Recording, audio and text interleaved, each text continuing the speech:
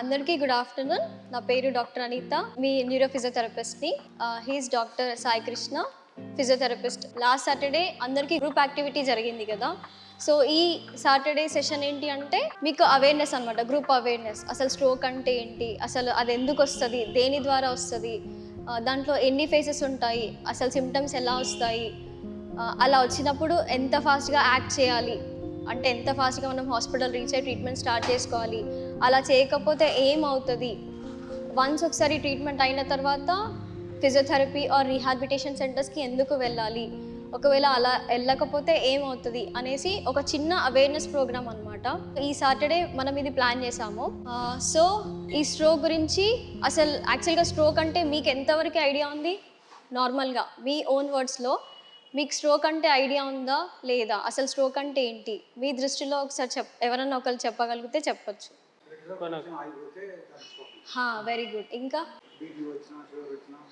So బేసికల్గా stroke ఏంటి అంటే బ్రెయిన్కి ఏదో విధంగా బ్లడ్ సప్లై ఆగిపోవడం, దీన్ని మనం థ్రాంబస్ అంటారు అనమాట. అంటే ఇట్లా పేరుకుపోయిన దాన్ని థ్రాంబస్ అంటారు. దాంట్లో ఒక చిన్న పార్ట్ వెళ్ళిపోయి ఒక సర్టెన్ పీరియడ్ వరకు బ్రెయిన్కి ఎలాంటి బ్లడ్ సప్లై రాకపోతే దాన్ని మనం ఇష్మిక్ స్ట్రోక్ అంటారు. అదే హెమరేజిక్ ఏంటి అంటే మనకుండే బీపీ 120/80. సో హైపర్ టెన్సివ్ ఏంటంటే ఆల్మోస్ట్ 200 కన్నా ఎక్కువ బీపీ, 240 కూడా అట్లా బీపీ అయినప్పుడు మన బ్రెయిన్కి కూడా ఒక బీపీ మానిటరింగ్ ఉంటుంది. అది ఏంటంటే ఇంట్రాక్రేనియల్ ప్రెషర్ అంటారు. సో ఆ ప్రెషర్ ఒక సర్టెన్ లిమిట్కి దాటిపోయినప్పుడు బ్లడ్ సెల్స్ అనేవి చితుకుపోతాయి. అప్పుడు వచ్చే స్ట్రోక్ని హెమరేజిక్ స్ట్రోక్ అంటారు. ఓకే, కొన్ని కేసెస్లో ఇప్పుడు నేను చెప్పాను కదా హెమరేజిక్ అని, అంటే బ్లీడ్ అయ్యి బ్రెయిన్లో బ్లీడ్ అయ్యి స్ట్రోక్ వచ్చేస్తుంది కదా. సో అలాంటి కేసెస్లో ఏమవుతుందంటే మన బ్రెయిన్ అనేది డ్యామేజ్ అనేది స్టార్ట్ అయిపోతుంది. సో మనకి ఏదైనా దెబ్బ తాకినప్పుడు స్వెల్ ఎలా అవుతుందో బ్రెయిన్కి కూడా దెబ్బ తాకినప్పుడు అలానే ఉబ్బుతుంది అనమాట. ఇప్పుడు మన స్కిన్ సర్ఫేస్ అనుకోండి, ఇది ఎక్స్పాండ్ అవుతుంది, అంటే ఎలాస్టిక్ నేచర్ ఉంది కాబట్టి ఎక్స్పాండ్ అవుతుంది. కానీ మన బ్రెయిన్కి అలా ఎక్స్పాండ్ అయ్యే ఛాన్స్ ఉంటుంది, ఎందుకంటే మనకి స్కల్ బోన్ ఉంటుంది, అది ఇట్లా సాగదు.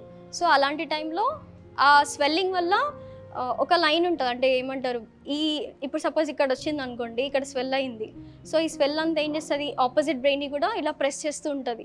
సో దానివల్ల ఏమవుతుంది, ఇది కూడా డ్యామేజ్ అయ్యే ఛాన్స్ ఉంటుంది. కాబట్టి అలా అవ్వకుండా ఉండడం కోసం అప్పుడు ఏదో ఒక బ్రెయిన్లో స్కల్లో ఏదో ఒక పార్ట్ తీసేసి దానికి బ్రెయిన్కి స్పేస్ ఇస్తారనమాట. స్వెల్ అయ్యి ఇంకా ఫర్దర్ డ్యామేజ్ అవ్వకుండా ఉండడం కోసం అలా తీసేసి మళ్ళీ ఆ ముక్క ఏదైతే ఉందో అది మళ్ళీ పెట్టేస్తారు. క్రేనియోటమీ అంటారు దాన్ని. అది హెమరేజిక్ కేసెస్లో అవుతాయి. అసలు స్ట్రోక్ రావడానికి మెయిన్ రీజన్స్ ఏంటి అంటే ఫస్ట్ బీపీ. ఓకే, సో ఇక్కడ ఉన్న వాళ్ళందరికీ బీపీ ఉంది. ఎంతవరకు లేదు, ఎవరికి లేదు, హ్యాండ్స్ రేస్ లేదు. ఓకే, లేదు. Okay, very good. ఇప్పుడు నేను రైట్ హ్యాండ్ డామినేట్, అంటే నేను ఎక్కువ నా పనులన్నీ రైట్ హ్యాండ్తో చేస్తాను, లెఫ్ట్ హ్యాండ్ నేను ఎక్కువ వాడా. సో నా బాడీకి నా బ్రెయిన్ అనేది లెఫ్ట్ బ్రెయిన్ డామినెంట్ అనమాట. అంటే ఎక్కువ కంట్రోల్ చేసేది నా లెఫ్ట్ బ్రెయినే, రైట్ బ్రెయిన్ కాదు. ఆ రికవరీ కూడా లేట్ ఎక్స్పెక్ట్ చేస్తారు. హ్యాండ్ రికవరీ కూడా లేట్ ఎక్స్పెక్ట్ చేయొచ్చు. ఒక్కొక్కసారి రావచ్చు, రాకపోవచ్చు, బేస్డ్ ఆన్ మళ్ళీ అది కూడా మీకు వచ్చిన సిమ్టమ్స్ ఏవైతే ఉన్నాయో, ఎంత ఫాస్ట్గా యాక్ట్ చేశారు, ట్రీట్మెంట్ స్టార్ట్ చేసుకున్నారు, అండ్ అది ఎంతవరకు మెయింటైన్ అయ్యింది, ఇవన్నీ కూడా మళ్ళీ మీ రికవరీ పైన డిపెండ్ అయి ఉంటాయి. కొంతమందికి అపోహలు ఉంటాయి. వాటి నిజాలు ఏంటి అంటే అసలు స్ట్రోక్ వస్తే దాన్ని ఇంకా మనం క్యూర్ చేయలేము అనేసి అంటారు. అదొక మిత్, అదొక అపోహ. కానీ ఫ్యాక్ట్ ఏంటంటే it can be prevented. Yes, దానికి మనం ట్రీట్ చేయొచ్చు. ఓకే, సో దాన్ని ఓపెన్ చేయడానికి ట్రై చేస్తున్నాము, లేదంటే కొత్త కనెక్షన్ ట్రై చేస్తున్నాము, కొత్త రూట్ ఫైండ్ అవుట్ చేస్తున్నాము. సో మీ అందరిలో కొంతమందికి పర్మనెంట్ గా డ్యామేజ్ అయిపోయింది. పర్మనెంట్ డ్యామేజ్ ఎవరైతే 4, 5, 3 years అలా ఉందో స్ట్రోక్ అయ్యి మీకు పర్మనెంట్ డ్యామేజ్ అయిపోయింది. కానీ మేమేం చేస్తున్నాం, మీ 3-4 years అయిన వాళ్ళకి ఏం చేస్తున్నాం, కొత్త కనెక్షన్. ఆ కొత్త కనెక్షన్ ఎలా అవుతుంది, రిపీటెడ్గా ఎక్సర్సైజ్ చేసి, మీకు ఒక్కొక్క ఎక్సర్సైజ్ ఒక్కోసారి చేసి వదిలేస్తున్నామా, రిపీటెడ్గా చేస్తున్నాము. 20 times, 30 times, 50 times, 100 times చేస్తున్నాం ఒక్కొక్క ఎక్సర్సైజ్. అది ఎందుకు చేస్తున్నాము, కొత్త కనెక్షన్ ఫామ్ చేయడానికి. ఇంకా మీరు అబ్జర్వ్ చేసి ఉంటారు, మీకు ఏ సైడ్ అయితే పారాలిసిస్ అయిందో ఆ సైడే కాకుండా మేము ఇంకో సైడ్ కూడా చేస్తున్నాం మీకు. ఎందుకంటే ఈ సైడ్ ఇటు ఉంది కదా బ్రెయిన్, ఈ సైడ్ బ్రెయిన్ మేడం చెప్పుకుంటారు మీకు, ఈ సైడ్ బ్రెయిన్ ఇటు సైడ్ కంట్రోల్ చేస్తుంది, ఈ సైడ్ బ్రెయిన్ ఇటు సైడ్ కంట్రోల్ చేస్తుంది.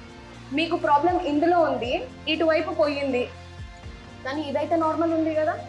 మనం ఈ సైడ్ మూవ్మెంట్ చేసి ఇతను వెళ్ళి ఇతనికి చెప్తాడు, నువ్వు డోర్ ఓపెన్ చేయి, నా మీద స్ట్రెస్ ఎక్కువ అవుతుంది, నువ్వు ఎందుకు ఇలా చేస్తున్నావు,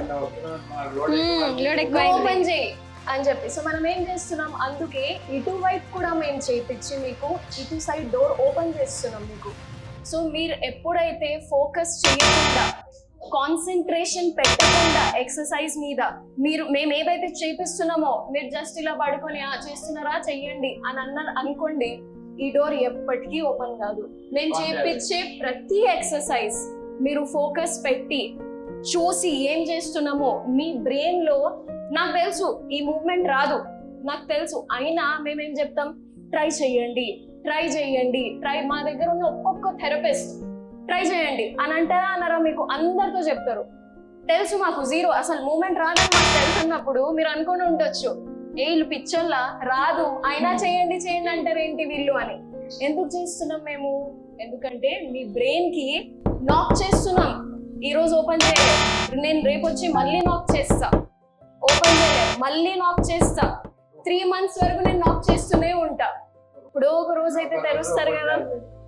ఆ మెయిన్ రీజన్ వల్ల మీ అందరినీ ఫోకస్డ్ ఉండమని చెప్తాం మేము. ఏ డిస్ట్రాక్షన్స్ ఉండకూడదు మీరు చేసేటప్పుడు. అందుకే మేము మా థెరపిస్ట్ ని ఒక 1.5-2 hours వరకు మీతోనే ఉంచుతాము. సో మేము ట్రీట్ చేసేది మీ మసిల్ ని కాదు, మీ బ్రెయిన్ ని. ఎందుకంటే ఒక్కసారి ఇక్కడ స్విచ్ యాక్టివేట్ అయిందంటే ఇది లేస్తుంది, ఖచ్చితంగా లేస్తుంది. కానీ మనం ఎందుకు చెయ్యి కాల్ అంటున్నాం, కాన్సన్ట్రేషన్ ఫోకస్ తో పాటు మీ బ్రెయిన్ ని మేము యాక్టివేట్ చేస్తాము. మీరు ఇప్పటి నుంచి ప్రతి థెరపిస్ట్ ని అడగండి, ఈ ఎక్సర్సైజ్ నేను ఎందుకు చేస్తున్నా, ఈ ఎక్సర్సైజ్ మీరు ఎందుకు నేర్పిస్తున్నారు, మీ బాడీని మీరు అర్థం చేసుకోండి. నేను ఈ ఎక్సర్సైజ్ చేస్తే దీని వల్ల ఏ కండరం స్ట్రాంగ్ అవుతుంది, మీరు అడగండి ప్రతి థెరపిస్ట్ ని. Every therapist is here to answer your questions. ఎవరు ఆన్సర్ చేయకపోతే మాకు చెప్పండి, నేను అడుగుతాం, సరేనా? సో ఇప్పటి నుంచి యాజ్ మీరు మీ ప్రాబ్లమ్ ని ప్రాపర్ గా అర్థం చేసుకున్నారు, exercise plus concentration.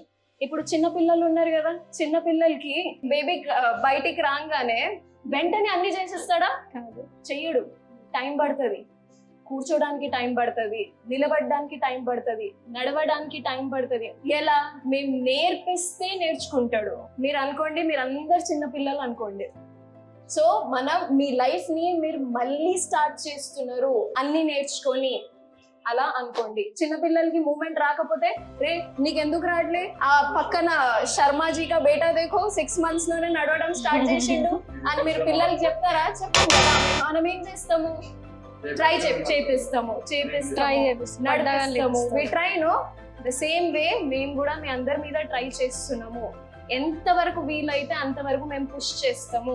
So Anitha madam చెప్పినట్టు మాకు మీ కోఆపరేషన్ కూడా అవసరం.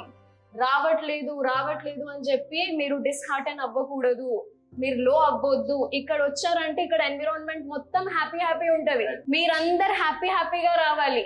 మీకు ఏం స్ట్రెస్ ఉన్నా బయట ఆ డోర్ లోపల వచ్చే ముందు బయటనే మీరు పెట్టేసి రండి, హ్యాపీగా ఉండండి, నవ్వండి. మీరు ఏం చేస్తున్నారో ఎక్సర్సైజ్ చూడండి, అర్థం చేయించుకోండి. Main concentration. Very good. అది జస్ట్ పడుకున్నారా, వాళ్ళు వచ్చారా, చేసారా, ఇలా చేసారా, వెళ్ళిపోయారా, ఏం చేస్తున్నారు? మీరు మజిల్ కి ఎక్సర్సైజ్ చేస్తున్నారు, బ్రెయిన్ కి చేయట్లేదు మీరు అలా చేస్తే. సో మీ కళ్ళు, మీ చెవులు, మీ బ్రెయిన్ ఓపెన్ చేసి లోపలికి రండి. ఓకే, ఏంటి అంటే మీరందరూ ఎలోన్ లేరు, వీఆర్ హియర్ ఫర్ యూ.